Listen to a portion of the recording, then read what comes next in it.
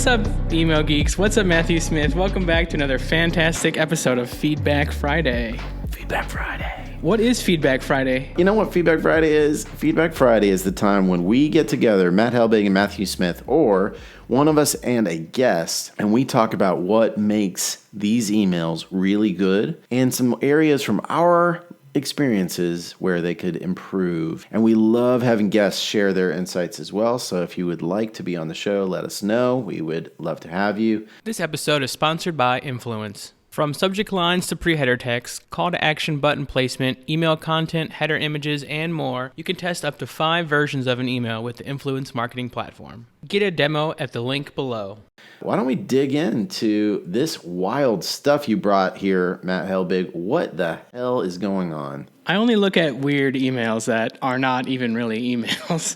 Those are the ones that make me excited about email. So these are some newsletter style announcement emails from 31. They are very out there. They're not like anything I've really seen in other places. So I thought you'd be the perfect person to talk about them and what this design language is about and some aspects of this style of email design. This is what you would call brutalist design. You can probably understand why they call it that. It feels like you're getting smacked in the face. Brutalism in digital design is a style that intentionally attempts to look raw, haphazard, or unadorned. This web design trend is a reaction against the perceived uniformity of web design. It's intense, and it's an interesting aesthetic. I personally don't like brutalist aesthetic. It doesn't work for me, but I think it works for a lot of brands, and I think it's very hip right now, and it's like super in. They're doing an interesting job in something like this. I think they're exploring some new categories, how to make something like this work. They're using tables, and they're just owning tables. Like you feel the table in this design, right? Like everything is locked up in these boxes. There's not very much padding. The writing is all over the place. It breaks so many rules that I'm going to say are good for customers. Let's talk about audience. Does this work for my mom? No. Does this work for my dad? No. Does this work for me? No. Does it work for designers who are selling to designers? What if the audience here is other designers who are then going to say to their bosses or to people on their team, you know who I want to work with is this sick new brutalist design shop 31. And that's the stuff that I'm going to guess that some of these folks are going after. They're able to change up their design system, to go black here in this situation, show off some really intense, kind of interesting brutalist design. And this is their thing. This is what they seem to be all about.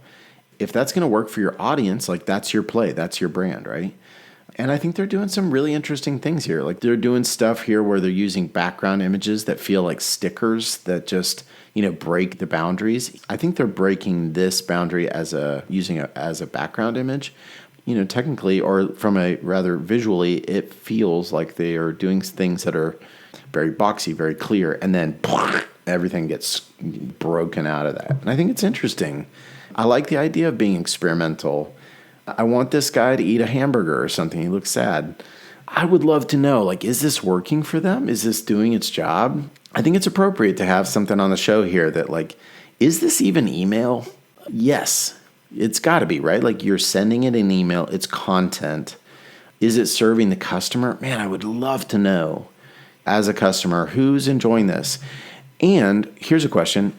Do they enjoy it and actually read it or enjoy it and just look at it? Does that make sense as a question, what I'm saying? I think this one breaks a lot of rules. As you notice, too, there's no CTAs in this whole thing. It's all plain text.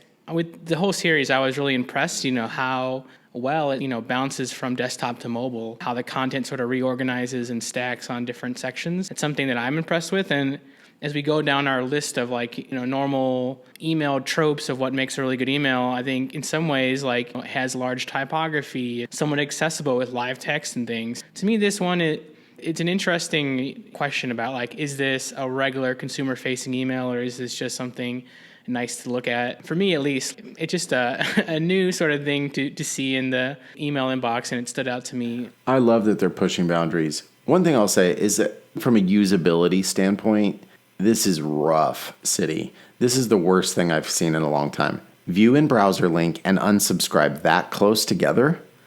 That's just weighty for. I didn't mean to unsubscribe, and now I've got to like go through this big thing.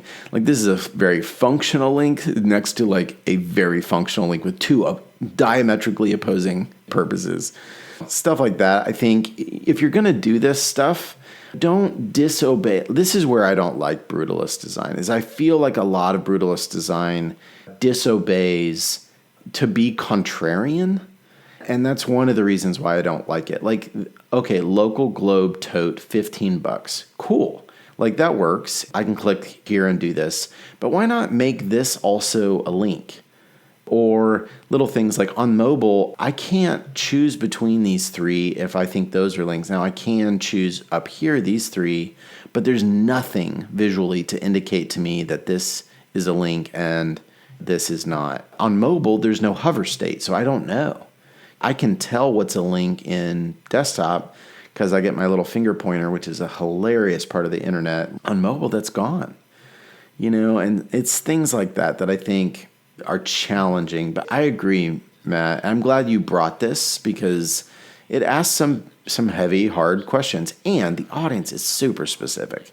These are designers, right? So designers are thinking about things really differently than your average person, and have a lot of language context. It would be like sending a very specific type of content to people who understood just Japanese and a very specific dialect of Japanese in a very specific way.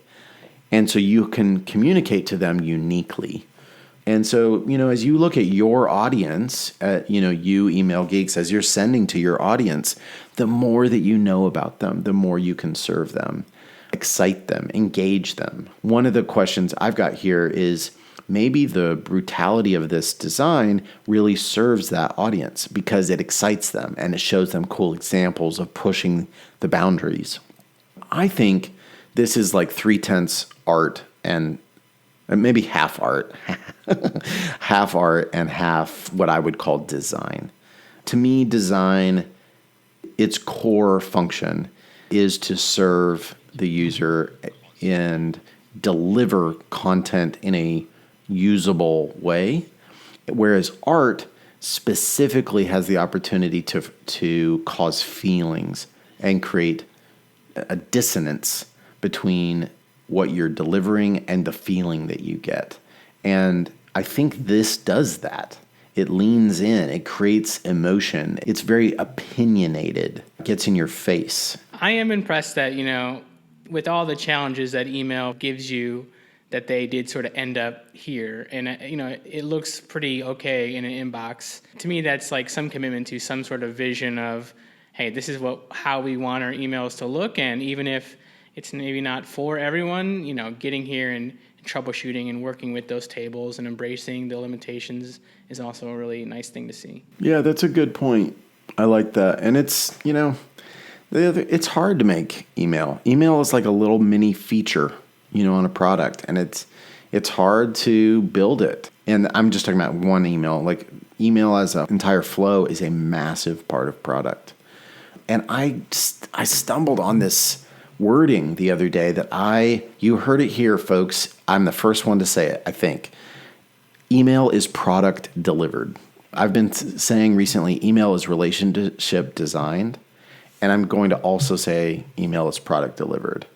And I think that really helps. Like, not all email is product, but where product is involved, it's product delivered. And getting good user experience, doing the normal work of figuring out how to serve your customers and really get that attention to detail about developing the right features in the product, bringing those into email. It's not easy. We're working on really good emails and the next version of really good emails right now. And it's hard. It's hard to know what to do, but they have followed up on their vision. I like the way you said that, dude. Great. Good job, folks. Awesome. Good job, 31.